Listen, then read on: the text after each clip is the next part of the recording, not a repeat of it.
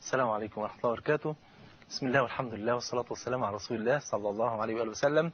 أهلا ومرحبا بإخواني وأخواتي وأهلي وأحبابي، مرحبا بأسرتي مرة تانية في تاني يوم من أيام رمضان. أسأل الله عز وجل أن يغنمنا وإياكم ليلة القدر، وأن يعتق رقابنا جميعا من النار، وأن يغنمنا أعظم هدف وأجمل لذة وأعظم متعة، الفوز برضوان الله سبحانه وتعالى. ربنا يرضى عنا وعنكم يا رب، ويمتعنا في الجنة برضوانه والنظر إلى وجهه الكريم في غير ضراء مضرة ولا فتنة مضلة. تعالوا نتعايش مع الجو الجميل اللي في وقتها نزلت سورة البروج، ونزلت قصة أصحاب الأخدود من خلال السورة ومن خلال سنة النبي صلى الله عليه وسلم. الجو كان مشحون جدا. النبي عليه الصلاة والسلام بيقول لهم قولوا لا إله إلا الله تفلحوا. بعض الناس آمنت والباقي كله عمال يعذب فيهم، فالجو كان مشحون والناس عماله تتقطع ويتعذب، واللي بيموت واللي ايديه بتتقطع واللي يعني عذاب شديد جدا جدا لا تتخيله. في هذا الوقت كان في أسرة عذبت عذابا لا يخطر على قلب بشر. أسرة عمار بن ياسر. عمار بن ياسر كان هو وأمه وأبوه بيتعذبوا، وسبحان الله يعني عذاب لا تتخيله، لدرجة ان النبي عليه الصلاة والسلام خصهم بحاجة كده عجيبة جدا. كانوا هم بيتعذبوا يمر على الأسرة دي بالذات، وكما ورد عند ابن سعد وهو صحيح بشواهده، ويقول صلى الله عليه وسلم: أبشروا آل عمار، أبشروا آل عمار فإن موعدكم الجنة. يا الله، لأن رواية صبرا آل ياسر رواية ضعيفة، إنما أبشروا آل عمار فإن موعدكم الجنة. تخيل حضرتك لما تكون يعني ربنا يعافينا ويعافيك يا رب بتعذب، ومين اللي عدى عليك؟ مش بقى واحد داعية معروف ولا واحد حبيبك، لا ده النبي صلى الله عليه وسلم، ومعدى عليك ومش بيقول لك اصبر، بيقول لك أبشر موعدك الجنة، إن شاء الله انتوا الثلاثة معايا في الجنة. بالله عليك تصبر ولا ما تصبرش؟ لا أصبر، ده أنا أقول لهم يعني زودوا بقى العذاب زي ما أنتوا عايزين، خلاص أنا مش حاسس بحاجة. وهي دي المسألة اللي فعلا كان من أسباب ثبات هذه العائلة الطيبة المباركة، عائلة آل عمار. عمار بن ياسر أمه أول شهيدة في الإسلام، ودي رسالة بنبعتها لكل رجل يبدأ النهاردة مش عايز تصلي. مش عيب ان هي تكون أول شهيدة في الإسلام امرأة وانت لحد الآن بتعق أمك وأبوك؟ مش عيب ان انت تبقى أول شهيدة في الإسلام امرأة واخويا وحبيبي لحد الآن لسه مش قادر يفرط في الجيرل فريند بتاعته؟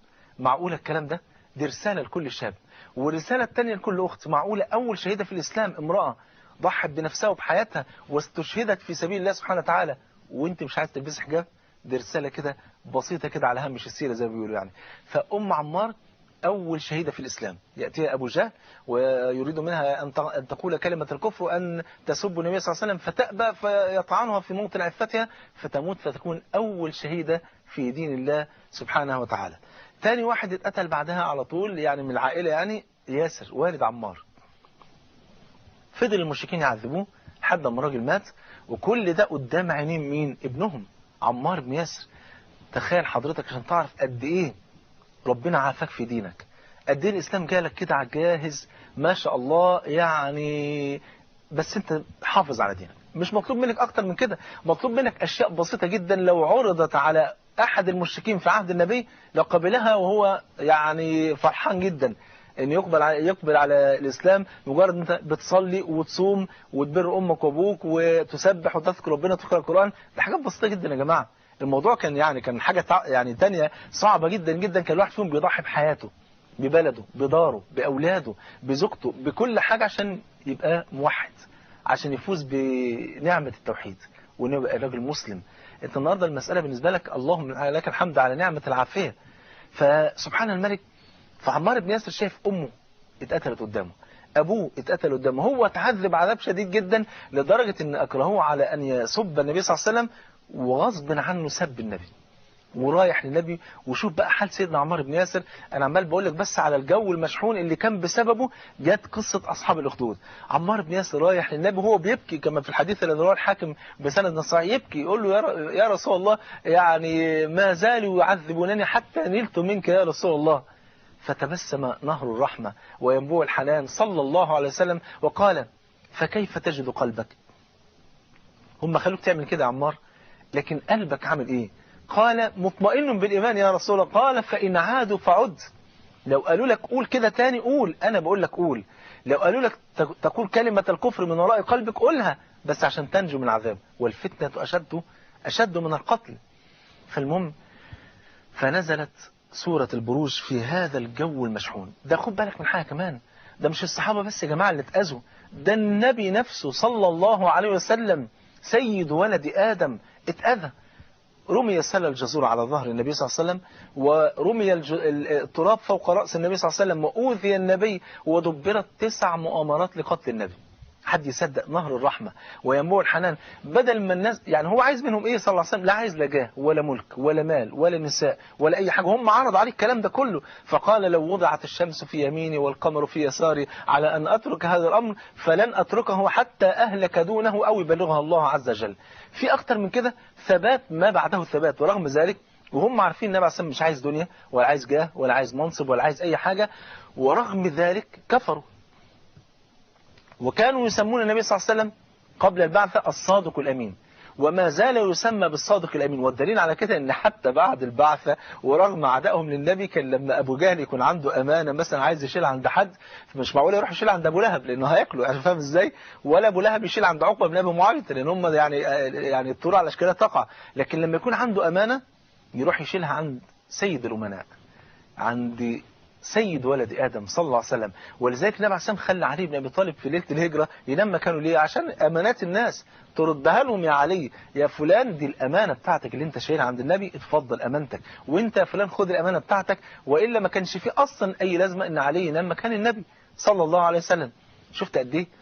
فالنبي صلى الله عليه وسلم دبرت 9 مؤامرات لقتل النبي صلى الله عليه وسلم. وقيل أنه شاعر وساحر وكاهن ومجنون، وطرد من مكة صلى الله عليه وسلم، وخرج من مكة وهو يبكي ويقول والله إنك لأحب بلاد الله إلى الله، وإنك لأحب بلاد الله إلى رسول الله، ولولا أن قومي أخرجوني منك ما خرجت. في الجو المشحون ده بقى كله تنزل سورة البروج كأنها بتقول للمؤمنين من الصحابة إن كنتوا اتأذيتوا ففي من قبليكم اتأذوا أذى أكتر من الأذى اللي اتأذيتوه، وصبروا وثبتوا، وختمت لهم بخاتمة أهل السعادة على التوحيد والإيمان، فاصبروا واثبتوا. الله. تنزل سورة البروج، تسمع قول المولى عز وجل والسماء ذات البروج واليوم الموعود وشاهد ومشهود قتل أصحاب الأخدود النار ذات الوقود إذ هم عليها قعود وهم على ما يفعلون بالمؤمنين شهود وما نقموا منهم إلا أن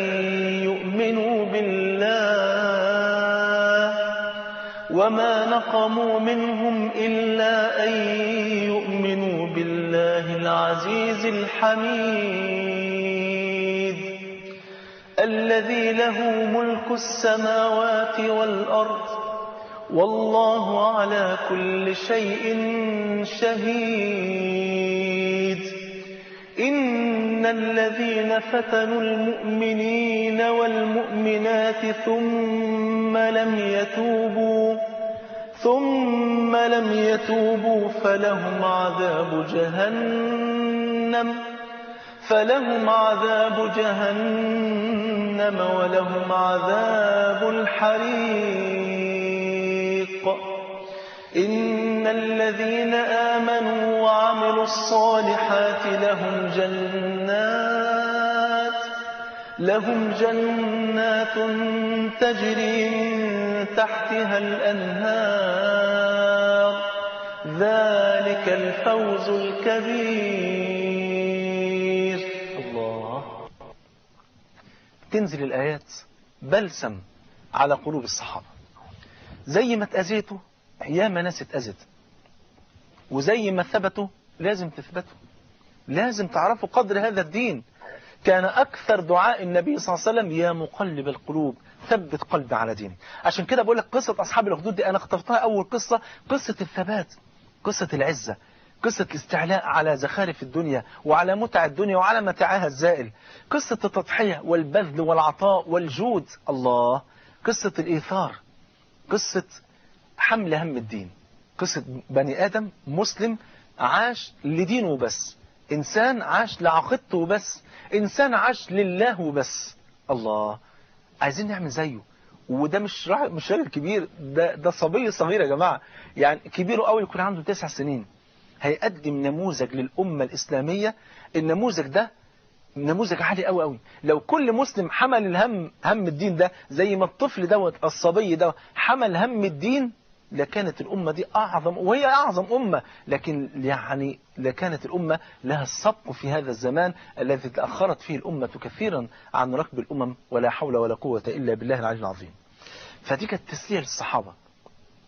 ربنا سبحانه وتعالى أنزل هذه السورة، والنبي صلى الله عليه وسلم فصل لهم هذه القصة، لأن القصة مش مفصلة في سورة البروج، لكن القصة مفسرة تماما ومفصلة في سنة النبي صلى الله عليه وآله وسلم. نعمة التسلية يا جماعة نعمة عظيمة جدا. ولذلك لو تذكر حضرتك لما ذكرت لك قبل كده قصة الخنساء رضي الله عنها وارضاها، قبل الإسلام كان ليها أخ كافر اسمه صخر، فلما مات صخر يعني حزنت عليها حزنا شديدا وقالت والله لأملأن الدنيا بكاء وعويلا على صخر. وكانت تقول بيوت الشعر اللي انتم عارفينها اللي هي يذكرني طلوع الشمس صخرا وأذكره بكل غروب شمسي ولولا كثرة الباكين حولي على إخوانهم لقتلت نفسي. هي نفس يعني نفس الإنسانة ديت ونفس الأخت الفاضلة دي الخنساء رضي الله عنها وارضاها، هي تحولت بنسبة 360 درجة بعد أن أسلمت. بعد ما كانت بتملى الدنيا بكاء وعويلة على واحد كافر مات، لا، ملت الدنيا كلها تضحية وبذل وعطاء ل4 من المؤمنين الموحدين، أولادها ال4 في يوم القادسية قالت لهم تعالوا والله إنكم لأبناء رجل واحد، والله ما خنت أباكم ولا هجنت نسبكم، وإني لأحتسبكم عند الله في يوم لا ينفع فيه مال ولا بنون إلا من أتى الله بقلب سليم. فإذا حضر الجهاد يا أبنائي، فإذا حضر الجهاد فتكفنوا وتحنطوا وأخلصوا في الجهاد في سبيل الله جل وعلا، فإني أحتسبكم عند الله. يدخل ال4 يتكفنوا ويتحنطوا ويدخلوا يجاهدوا، ولما واحد فيهم كده يتقاعس يقول انت ألا تذكر ما وعدنا به أمنا، ويدخل ويجاهد ما شاء الله حتى قتل ال4. ويجي أحد الصحابة يهنئ الخنساء باستشهاد أولادها ال4، يقول لها هنيئا لك لقد ماتوا جميعا. فقالت الحمد لله، عمرك شفت أم بتقول الحمد لله؟ أنا شفت في فلسطين. والله كان بعض اللقطات الجميلة والعجيبة جدا اللي كنت أشوفها من أهل فلسطين، ربنا يفرج همهم وهم إخواننا في العراق وفي كل بلاد الإسلام. شفت بعض المناظر العجيبة، أم وابنها يعني إن شاء الله نسأل الله عز وجل أن يكون في عتاد الشهداء في يوم ما قتل بالرصاص الغدر اليهودي، وهي رايحة عشان يدفن بتقول له مبروك عليك يا حبيبي وعقبال أخوك التاني. يا الله، فرحانة باستشهاد ولدها وبتقول له عقبال أخوك التاني. وبعدين وهو بينزلوه بتقول له مبروك يا عريس، ليلة زفافك، أول ليلة في زفافك وانت داخل قبرك يا حبيبي. ودمعتها نازلة على خدها، يا الله على فرحة الأم باستشهاد ولدها. فلما ماتوا قالت الحمد لله الذي شرفني بقتلهم، وإني لاحتسبهم عند الله في يوم لا ينفع فيه مال ولا بنون إلا من أتى الله بقلب سليم. نعمة التسلية ديت بقى لأنها نعمة عظيمة جدا جدا يحرم منها أهل النار. تعرف حضرتك لما يكون واحد مصاب بمرض شديد، لو هو قاعد في البيت لوحده يشعر بألم المرض فوق ما تتخيل، لكن لما يروحوا بيه المستشفى ويخش عنبر يلاقي فيه 30-40 واحد مصابين بنفس المرض بل أشد، يلاقي ده بيتأوه وده بيصرخ وده بيتألم وده فيقول لا ده الحمد لله، ده أنا في خير الحمد لله رب العالمين. فيحدث عنده التسلية، يتسلى. واحد أمه ماتت فيبص فيقول ما كل الناس اللي حواليه أغلبهم أمهاتهم ماتوا. واحد ابنه مات يقول ما في كتير مات أولادهم، فيتسلى. نعمة التسلية دي يحرم منها أهل النار. أهل النار ربنا يعافينا ويعافيكم يا رب ويجمعنا وإياكم في الفردوس الأعلى إن شاء الله. أهل النار لما يدخلوا النار إيه اللي بيحصل؟ في عذاب حسي وعذاب معنوي. العذاب الحسي كلنا عارفينه، الغسلين والغساق والغساق والحميم يعني والصديد والزقوم وأشياء ربنا عافينا وعافيكم يا رب العالمين، وديان من النار وعذاب في النار وقعر النار وحاجات كده، والمهاد من النار والفراش من النار واللبس من النار وشيء ربنا عافينا وعافيكم. لكن في عذاب بقى معنوي أشد من العذاب الحسي. إيه أول أنواع العذاب المعنوي؟ كلما دخلت أمة لعنت أختها. طب ده انتوا كفاية عليكم النار، هتخشوا كمان تتلعنوا في النار؟ يقعد ده يقول له انت السبب، انت اللي كنت سبب دخول النار، يقول له لا انت السبب، وده يقول له الله يلعنك، وده يلعن في ده. كلما دخلت أمة لعنت أختها. وده هينجيهم من العذاب أبدا، ده هيزود العذاب عليهم، يبقى عذاب حسي وعذاب معنوي.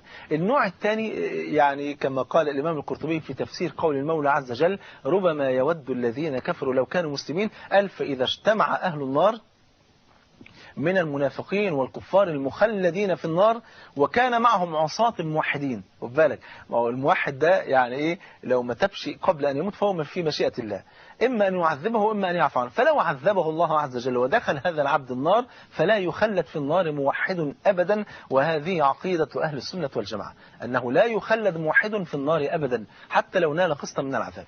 فاول ما يدخل الموحدون في النار ومعهم بقى المخلدون في النار من المنافقين ومن الكفار والمشركين، فأول ما يدخلوا فالكفار يتريقوا على مين؟ على عصاة الموحدين. يعني شيء طبيعي، يقول له سبحان الله، يعني انتوا أسلمتم وإحنا كفرنا، واخد بالك؟ فما أغنى عنكم إسلامكم، ما كان من الأول كده تعيش حياتك يعني وتتمتع، وكده كده إحنا في النار سوا يعني. فيغضب المولى عز وجل لهؤلاء الموحدين فيأمر الملائكة فتخرجهم من نار جهنم، ولا يبقى في النار إلا المخلدون، فتغلق أبواب النار السبعة، ويصبح كل واحد منهم في واد مخصوص أو مكان مخصوص في النار، اللي هو بيسموه في الدنيا إيه؟ سجن انفرادي. سجن انفرادي، وفي النار يعني هو سجن انفرادي في الدنيا مع الأكل والهواء والشرب وكل ده عذاب، فما ظنك بقى لما يكون سجن انفرادي وفي النار؟ هنا بقى قول المولى عز وجل: ربما يود الذين كفروا لو كانوا مسلمين. لا، ده في عذاب معنوي أصعب من كل ده بقى في النار. إيه ده؟ فوق ده كله في عذاب، والله عذاب معنوي أشد من كل ده.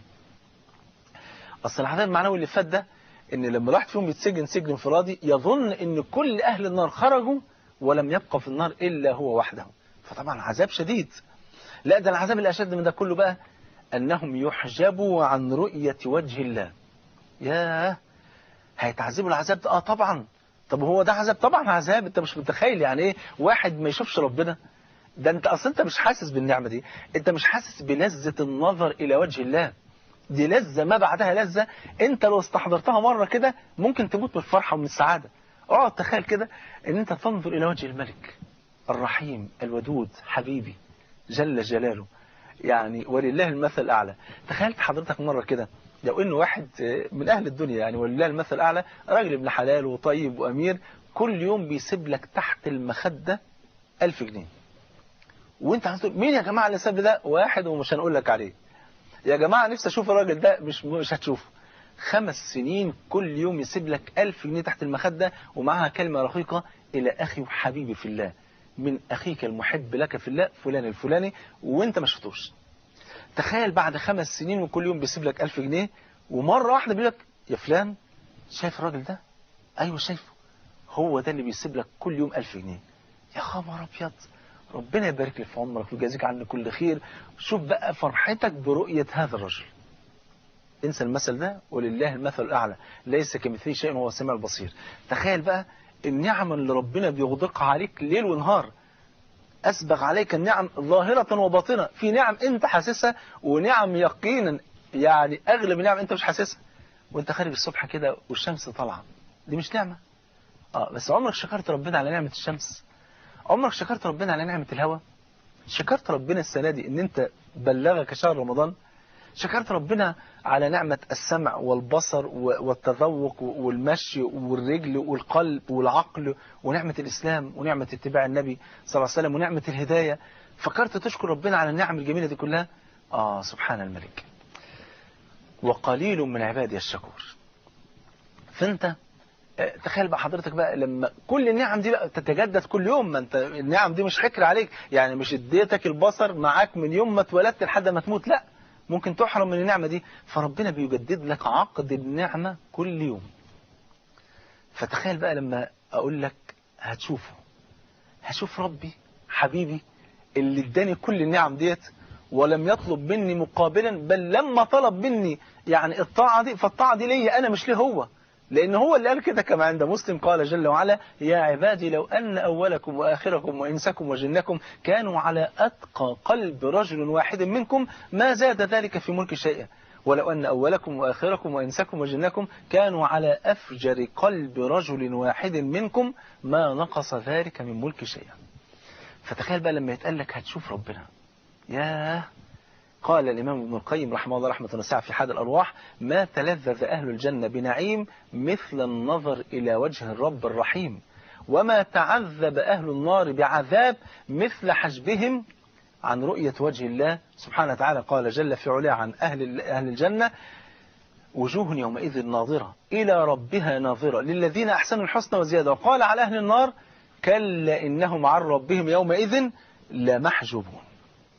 نزل سورة البروج لتربط على قلوب الصحابة ولتربط على قلب النبي صلى الله عليه وسلم، نزلت تسلية للصحابة، خد بالك، وذكر فيها قصة أصحاب الأخدود مجملة، وجاء التفصيل في سنة النبي صلى الله عليه وسلم. والقصة، هذه القصة التي سنقصها عليكم هي من الإسرائيليات الصحيحة. إيه ده؟ في إسرائيليات صحيحة؟ الإسرائيليات على 3 أنواع، منها ما يوافق الكتاب والسنة، خد بالك، وجاء من خلال سنة صحيحة في حديث النبي صلى الله عليه وسلم، وهذا يأتي من خلال الوحي، ان ربنا يخبر جبريل انه ينزل يخبر النبي عليه السلام عن قصة هؤلاء، زي ايه؟ زي حديث اصحاب الغار، وزي قصة الأقرص والأبرص والأقرع والأبرص والأعمى، وزي قصة صاحب جريج. هذه القصص كلها من الإسرائيليات الصحيحة التي جاءت بوحي من الله إلى رسول الله صلى الله عليه وسلم. النوع الثاني نوع يخالف الكتاب والسنة، فهذا مردود لا يحكى ولا نذكره أبدا. والنوع الثالث هو يعني ما لا يخالف ولا يوافق، هذا يعني إيه؟ يعني ينطبق عليه قول النبي صلى الله عليه وسلم: حدثوا عن بني إسرائيل ولا حرج، وقول النبي صلى الله عليه وسلم: لا تصدقوا أهل الكتاب ولا تكذبون، واخد بالك؟ فهذا النوع يعني إيه؟ ممكن نحدث عنه، مفيش مشكلة. حدثنا بقى النهاردة إن شاء الله عن النوع الأولاني اللي هو يوافق الكتاب والسنة وجاء من خلال سنة صحيحة عن النبي صلى الله عليه وسلم. تعالوا نبدأ القصة، بس تصلى على حبيبك صلى الله عليه وسلم. قصة أصحاب الأخدود. إيه هي القصة دي يا جماعة؟ حصلت فين؟ وحصلت إمتى؟ وحصلت إزاي؟ ده اللي احنا هنعرفه من خلال النهاردة والحلقات اللي جاية إن شاء الله جل وعلا. كان الملوك زمان يا جماعة كان ليهم وضع كده مختلف شوية عن ملوك يعني العصر الحديث. كان الملوك زمان يعتمدون اعتمادا كليا على السحرة.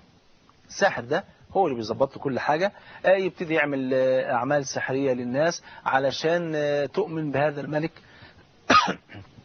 عشان تؤمن بهذا الملك. ما بيعتبروش الملك ده مجرد ملك، لا بيعتبروه ملك وفي نفس الوقت إله يعبد من دون الله عزا بالله.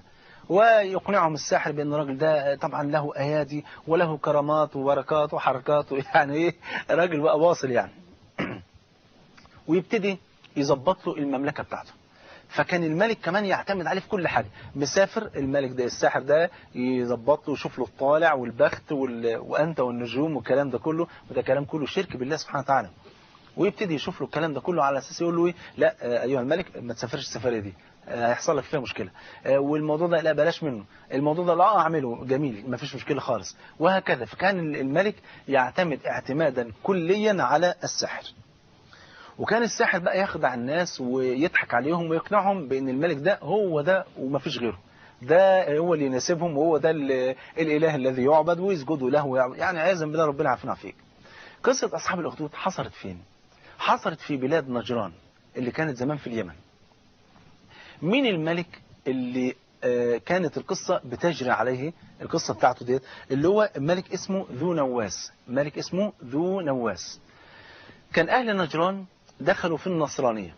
الكلام ده كان امتى يا جماعة؟ الكلام ده كان في الفترة ما بين عيسى عليه السلام وما بين محمد صلى الله عليه وآله وسلم. يعني ايه، طبعا كان في الوقت ده الناس كانت تتبع الديانة النصرانية. فأهل نجران دخلوا جميعا في النصرانية. ذو نواس بقى تهود مع من تهود من أهل اليمن. خد بالك، لما لقى الشعب بتاعه دخل في النصرانية بدأ يقتل في الشعب. ترجع عن دينك ولا يعني ترجع وتبقى يهودي مثلا، عايز يبقى يهودي، ولا هتفضل على النصرانية؟ فإذا ثبت قتله. وطبعا الشعب كله ثبت. خد بالك بقى، الراجل ده قتل من الناس ديت في يوم واحد 20,000 واحد من الشعب. 20,000 واحد خد لهم الأخاديد ورماهم في النار، فمن دخلها بفضل الله كانت عليه بردا وسلاما، لكنه مات.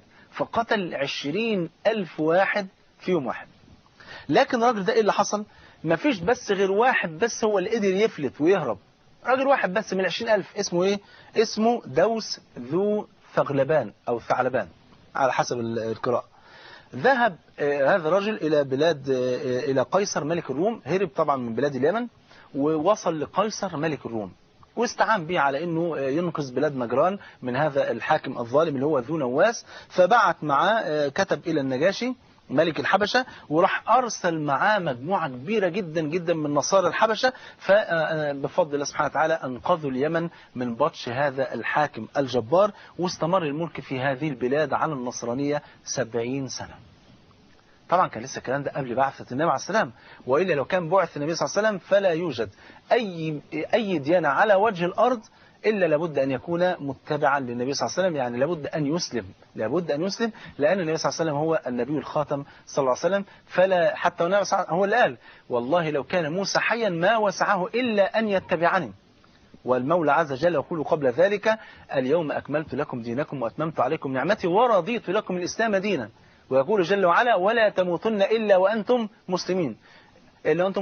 فيقول جل وعلا يعني كما في الآية الأخرى، يقول جل وعلا: يا أيها الذين آمنوا اتقوا الله حق تقاته ولا تموتن إلا وأنتم مسلمون. ويقول سبحانه وتعالى: ومن يبتغي غير الإسلام دينا فلن يقبل منه وهو في الآخرة من الخاسرين.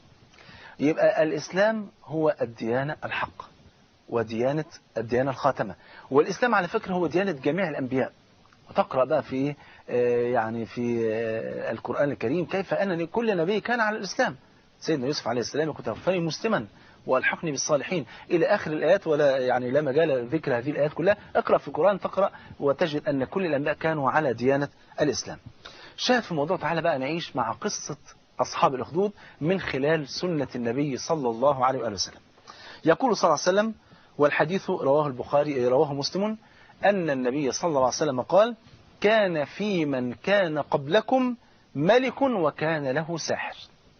زي ما قلت لك، كان الملوك في الوقت دوت في الفترة دي كانوا يعتمدون اعتمادا كليا على السحرة. الغريب في الموضوع يا جماعة، على قد ما الساحر ده مهم جدا جدا بالنسبة للملك، إلا أنه في نفس الوقت ليس له أي قدر عند الملك. يعني في أي لحظة ممكن يقتله، ممكن يستبدله بساحر أفضل منه.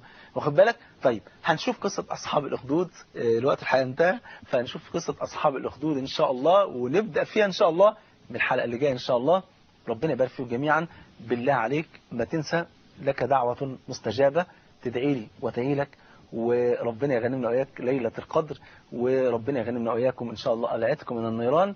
بالله عليك اوعى تنسى انك تدعي لإخواننا المسلمين في فلسطين وفي العراق وفي كل مكان، وربنا يجمعنا وإياكم على الخير. واجتهدوا في القرآن وفي صلاة التراويح. جزاكم الله خيرا. سبحانك اللهم وبحمدك، أشهد أن لا إله إلا أنت، أستغفرك وأتوب إليك. وصلى الله على نبينا محمد وعلى آله وصحبه وسلم. والسلام عليكم ورحمة الله وبركاته.